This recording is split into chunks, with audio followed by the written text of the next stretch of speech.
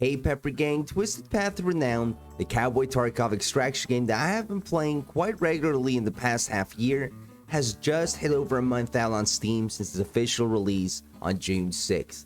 So I figured I would do a recap video for you guys discussing the first month of development since Steam release, the impact of its launch, and where it's headed. To keep things simple, the launch was rough, had mixed reviews, player count didn't go up very high, and a lot of people wrote off the game very quickly. As someone that's played the game since its beta inception and early access launch on its own launcher since November 2023 pre-Steam release, I knew the Steam release was going to be tough with the state of the game. Unfortunately, Steam review bombing seems to be almost a trend with these new early access FPS games these days, and as someone that creates content for a lot of small indie games, I expect the Twisted Path to be no exception. From looking at a lot of the reviews, there is a lot of valid feedback in there from launch, but I also see a lot of them that seem unwarranted from people barely making an effort to learn the mechanics and ins and outs of the game before reviewing. Maybe they didn't realize how hardcore the game was going to be. The valid ones understand that it's supposed to have a learning curve, supposed to be a hardcore extraction game, and rightly criticize the faults that regular players like myself have been pointing out for a while since the beta. I think a lot of gamers see the diamond in the rough this game is, and that can even be seen in the most critical reviews. The game wasn't ready for Steam release, but deadlines must be met, and it needed to get put on Steam eventually. So, now launch aside, my concern wasn't really with day one, but how the team was going to react to the feedback they get, reviews, and what they would do with the following month. That is more telling about the future of the game than anything else. So fast forward to today, let me tell you guys, the boys have been cooking, and the reviews have been steadily changing and going up. There's been 3 solid updates in the past month, all focusing on quality of life changes, AI behavior changes. They added quick loot, network and game optimization, loot balancing, changes to the extracts and how they work, and a whole lot more, which is why I make this video, to prove to the naysayers that this game has a team that is receptive to feedback and understands they have a unique game here. They have been postponing new major content like the second new map and the Homestead Hideout feature until they feel the current game is in a healthier state that is more welcoming to new players. This is exactly what they needed to do to give them a fighting chance in the emerging extraction genre. Now before I break into the actual updates, I do want to share an announcement the dev team made on June 11th.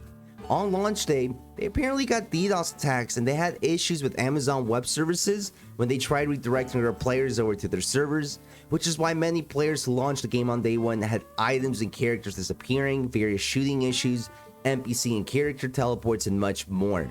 And many of the early reviews reflected these issues, so the devs wanted to be transparent with us down the road by addressing this once it got taken care of. Another change the team made in the first month was give access to dedicated Twisted Path players and partners to their dev test server, where players have been able to test new builds before dropping into the public, get feedback on these changes, test for bugs and exploits, and a lot more.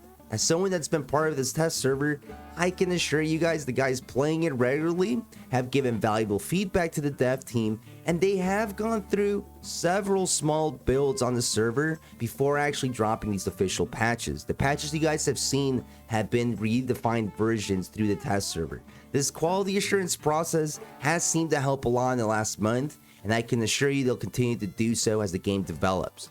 I just wanted to make sure you guys are aware of it, that's happening behind the scenes. Now, the first major update was June 20th, and it addressed a lot of the feedback given. The patch notes are on Steam and in their official Discord, which I will link down below if you guys want to read all of them. I'm only going to hit the major points for the video. Now, for this specific patch, the first one, they changed paid mercenaries. Now, while mercenaries come with a full kit including backpacks, side bags, guns, and a potential extract item. If I die now, I can hire a new mercenary and go back into raid without doing anything else within seconds. Something no other extraction game can do this quickly. I can just go back to playing, shoot guns, and loot. This quick rekit process after death, combined with its persistent world, is what keeps me going on this game even through all its issues, along with other players. You don't have to simmer in your salt like in Tarkov while you take forever to rekit and wait for the next raid through the loading screens. Patch also brought some changes to the loot table. Loose bags and containers around the map have a much higher chance to drop more valuable items, giving new players and solos a better chance at finding extract items for the specific extracts, and just decent loot to make money and craft without going to dangerous POIs. Change that happened to extraction points is that all the ones with 60 seconds are now officially 30 seconds, period. They also added money extracts back, which could be a trend for more down the road. And although they are pricey, it makes it a little easier to extract now, especially if you can afford it. Hunger and thirst indicators were added to the HUD along with a change to the stamina visual. Characters' inertia was decreased, and you guys will also see the limping movement feeling the characters had has been lessened too. Another change is you can drop items with a quick keybind from inventory bottoms to containers, and they've also made it where you can't die from thirst anymore with a full stomach. The painkiller meds like opium have also been buffed where they're worth using more often, and their debuffs are not as bad as punishing. Now, the AI behavior has been tweaked in this patch, and it will be tweaked in every patch because it's one of the biggest challenges this game has to face. In short, their aggro hearing range has been adjusted, they're less tanky than before, and their behavior is supposed to be based off fractures, bleeding, pain, and more, just like normal players. The AI also got changed to drop more money and better meds as well. There was a lot more for that first major patch, but those are major points. They addressed major complaints about extractions, character physics, extractions, pain effects, paid mercenaries, and more. The patch was a great bounce back from that rough Steam release week, and they kept it going with another patch a week later. The second patch included changes like the free mercenaries aren't limited, but they have a 5-minute cooldown after hiring. That's a massive change. One of my biggest gripes with the game was that if you were now free characters with a new player, you literally had to wait for the timer to be up before you can get new characters, forcing you most likely to play a different game and eventually maybe not playing the game at all. It was a terrible design, and just finally changing this is a huge change. The recruits can also be dismissed from the main menu. You don't have to take recruits you don't want to a raid and leave them there. Health restored by plain salves has been buffed. Improved the animations to characters and food. Highest level AI sprint speed was decreased. Footstep sounds were adjusted. And rare loot items like the salt and sage were buffed as well in new areas. And about a week and a half later after that second patch, they dropped another patch on July 9th, which included some new content such as the first weather condition in the game, fog cover instances, which is supposed to be pretty rare. I personally like it. It's what you guys see in the thumbnail. It's got a very eerie feeling to the Arizona desert. And there was also a new extract and point of interest added in the middle of the map called the Abandoned Mine, along with new abandoned locations around the map for loot. The rest of the third patch focused on the meaty part of the game, like the previous two patches. Changes included improved networking issues. Weapon sway compensation has been removed, making hipfire less accurate. Shift quick looting has finally added. This is a major change, one of the biggest gripes I heard from new players and players from other extraction games. It's just one of those keybinds you expect now in all of these games, and to not have it just felt like a missed opportunity, so I'm really happy it's there. Another change they made with the third patch is when server instances end or crash, you will receive a small compensation of experience and money. I personally have complained a lot about this one since it happened many times while I was live streaming, and it always seemed to happen during juicy PvP raids when I have a full kit. I'm really happy to see this change for sure. It lessens the blow of a DC. And as always, more AI behavior tweaking happened during the patch. It's a little hard to describe the state of the AI. They are my biggest headaches because they feel inconsistent. Sometimes they are a cakewalk, and sometimes it feels like I'm facing John Wick and Jason Bourne. However, the fact that every patch has work on the AI shows the dev team understands that's their biggest challenge, and they're doing their best to refine them and test them out. It is a constant discussion point inside the test group server Discord chat, and it's something we're always giving feedback about. It can be very frustrating. There's days where I just want to turn off the game because of the AI, but they have gotten better over time, and that's what we're looking for. I can keep going reading every patch note for all three, but these are the major points.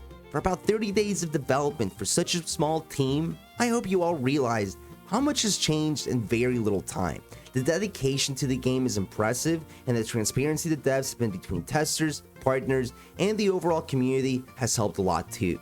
The game might have been in a rough state back at launch, but it's certainly trending in the right direction and quite quickly. And I can see the team putting out a couple more solid quality of life patches, and we can start to look at that juicy content that's still missing, such as the homestead and the next map. I have no details on either one since they are under NDA embargo, but I do know the dev team has had several people working on both the map and the homestead, so while the current game is being refined, progress hasn't halted on the new stuff either. I can continue to see this game being a word of mouth type game as they refine it, and maybe when the new major features drop, I can see a much bigger marketing push happening. I've personally seen way too many early access games being displayed to massive crowds on Twitch and YouTube, only to be shit on by people who don't understand early access games, the state of that game, where it's been, and how much has changed. If done right, a solid marketing push with a refined product down the road will retain a bigger community than marketing it right now. If anything, they are fortunate they didn't even get more negative Steam reviews and more players on day one because it would have been a bigger hole to climb out of when it comes to Steam reviews. The small community isn't hurting the game right now due to the nature of persistent servers. Being able to go in and out whenever you want makes it easier to join lively servers. Unlike traditional extraction games where you have to sit in the lobby waiting to match with other people, which takes longer and longer when game pops are low. Twisted Path is a unique case, and I want you guys to be here for the ride. I hope me highlighting the changes in the last month has given you some perspective on the game and the dev team behind it, and maybe you consider playing it or reconsider playing it in the near future. I am partnered with the game, but I'm also doing this because I really enjoy the game. But if you do want to purchase it, I have a small discount you can do down below. You get about 10% off if you use my code SPICEMAN when you purchase the game off their site, and you get a Steam code. But that's it for this one, guys. I appreciate you all that made it this far. If you're wanting more Twisted Path content right now, check out my playlist suggested here at the end. And when I'm live on Twitch, check out the stream there. Thank you, and have a wonderful rest of your day.